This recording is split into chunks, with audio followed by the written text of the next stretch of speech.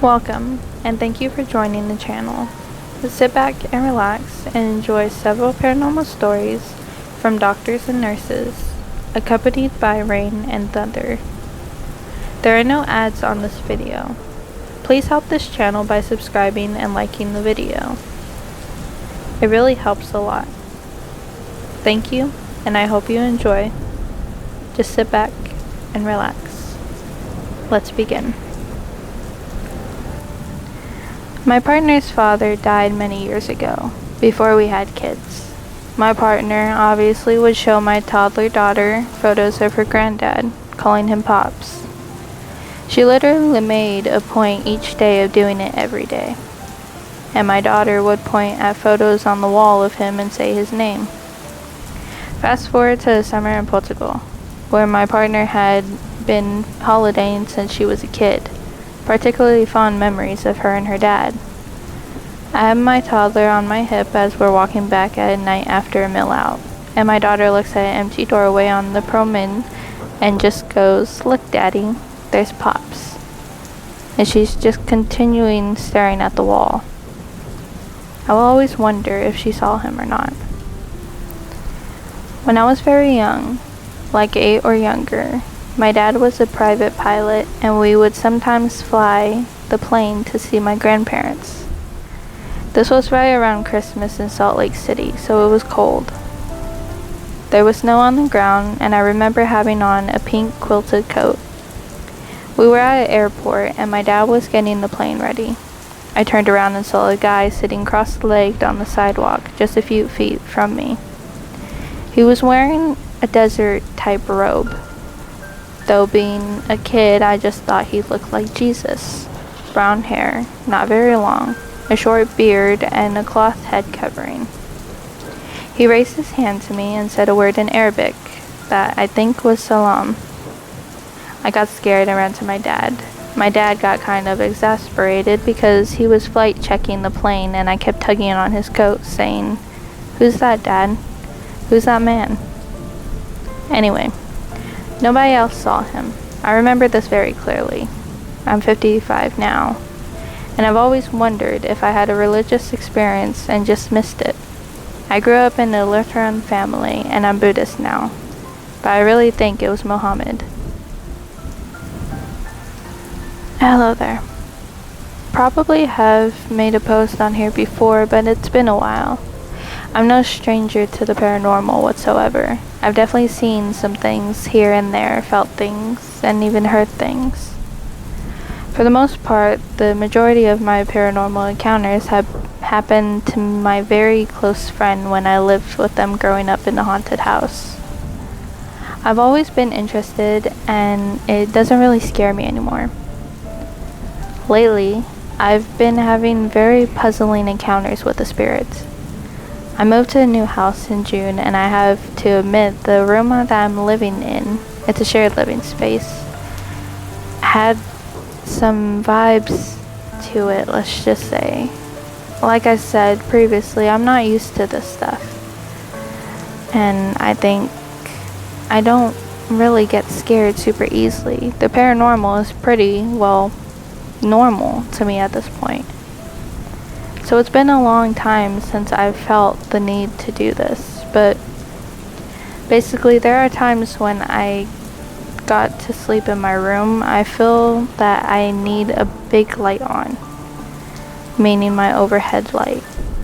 Even though I'm just trying to sleep, I've felt the need to do this because I just had the feeling of being intensely watched. What happened recently really sent a chill down my spine and left me with some questions. A couple nights ago, I was in bed about to go to sleep. I was super relaxed and felt peaceful, listening to some YouTube video essay to help me fall asleep. I start to drift off, and I can't help but feel like I'm hearing a noise that isn't coming from my phone.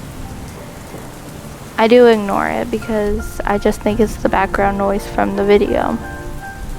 I then start to hear very clearly a very, very creepy man's voice go to sleep, go to sleep, over and over again. I hear this right in my left ear. It causes me to jump out of shock and look around my room intensely. It left a really odd feeling with me. The video essay I'm listening to is about the mythology of Robin Hood. It's not really a scary video. So trying to find the reason that this voice came from my video did not make any sense. Frankly, I was concerned that I may be hearing voices. But to be completely honest, again, like I said before, I've witnessed paranormal situations, and in the past, I actually have had spirits or whatever talk into my ear or right in front of my face. It's kind of odd and specific. These have only been a handful of times because I'm a psychic major. Luckily, I'm aware of the fact that if you're coherent of what schizophrenia is, you'll be aware of other symptoms before full-on auditory hallucinations. So that is definitely ruled out. I don't know how to explain it, but the quality of the sound, it's coming from a source. It's not coming from inside my head, if that makes any sense. And that isn't even all. The first voice saying go to sleep was a male voice, but there is also a female voice. And when I try to just continue to go back to sleep, I hear her screaming, like yelling and screaming. It was really quite hellish. I'm gonna work on trying to constantly pray before bed, try and do some protective work, but what really bothers me is the male entities fixated on me sleeping. Why would it say that? What does it gain? It just makes me kind of worried. There are tons of stories about patients knowing they're gonna die. Paramedics are especially familiar with the phenomenon in my experience. If someone says they are going to die when they're being transported, there's a pretty high chance that they actually will. I have a few friends who are EMTs or paramedics, and they all say when someone goes from asking if they're going to die to telling you, they start preparing for them to crash.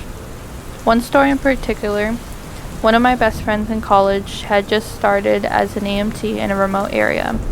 It was a 30-minute drive to the nearest hospital, and they got a call about an elderly male with chest pain.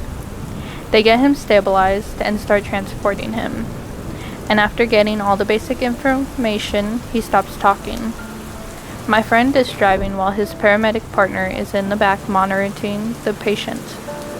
About 20 minutes into the drive, it's been dead silent, apart from the engine, and suddenly, the guy looks up at the paramedic and says, "Thank you for trying, but I'm going to die." He tells my friend to step on it, but about 5 minutes before they arrive, the guy goes into cardiac arrest, and they weren't able to bring him back. I worked as a med tech at an assisted living facility. One day a resident, I'll call her Margaret, suddenly passed away, and her family left all her belongings in the room that night, including her pendant, to call the staff for help. The next morning, Margaret's neighbor called the staff because someone was talking in the room next door and keeping them awake. We brushed the resident off, knowing that Margaret's room was empty. About an hour later, Margaret's pendant started going off from her empty apartment.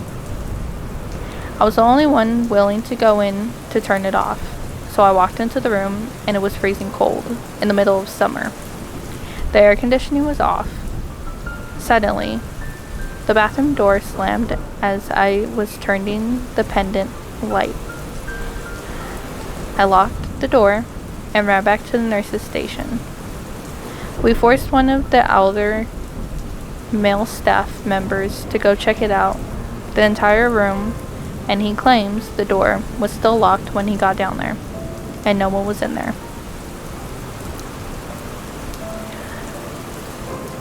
I know you asked for nurses and doctors, but I couldn't help but tell this one. Growing up, my maternal grandmother and I were always pretty sensitive to paranormal stuff, but my mother was not. She thought her mother was a crock. and she was sure I was making stuff up, just as a preface. So while Mom was in the nursing school, she worked as a home health aide. She got a pretty cushy gig working with this disabled woman named Mary. I was too young to know what was wrong with Mary, but looking back at it now, I would guess she was someone who was mentally unstable. Mentally, she was 5, but physically, she was in her 50s. Mary's parents had provided well for her, left her with her own giant, beautiful home fully equipped for a handicapped person. Enough money and a fund to finance care, etc. So Mom was one of only 4 staff to work with Mary, because she did not like new people. 2 midnighters and 2 day staff. She received around-the-clock care, but Mom was able to bring Mary home with her. So we spent a lot of time with Mary as a family. Mary was sweet and very kind. I actually have an old photo of me, her, and my mom when I was dressed for one of my dance parades. We loved her to death. One morning, on a day my mom was off of work but had school, she got up in a rush and ran downstairs. I thought she was late to school, so I went down with her to help her get what she needed to leave. But she was on the phone, dialing people who were not answering her. I will never ever forget this. Mom was shaking and crying, blubbering to herself without making any real sense. She finally slammed the phone down on the table and put her hands on her face. I asked what was wrong. She told me she had woke up to go see Mary at her bedside, patting her hand the way she always did when she was very pleased with something Mom did. But when she sat up in bed, Mary was gone. The phone rang, and it was the nurse at the house. Mary had passed away the night before. She came to tell my mom goodbye. She still never believed in the paranormal, but she did quit nursing school and never worked in a home health again. She never said, but I got the sense she couldn't handle another Mary happening to her again. Mom was pretty stoic, but that broke her. My aunt is a nurse and told me some stories, but this one stuck with me. There was an old lady who insisted on being strapped down at night in her bed. She told my aunt and that there was the dark figure who was trying to grab her and take her out of the room where she would die. My aunt and other nurses obliged for the next few nights. She would check on her, and it would look as though someone was trying to pull her off of the bed randomly while she slept.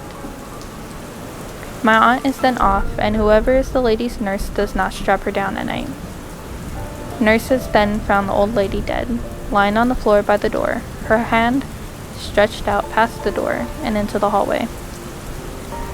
The nurses never disobeyed when someone wanted to be strapped down again. My mom used to work as a night nurse in the burn unit at a hospital in Dallas, Texas.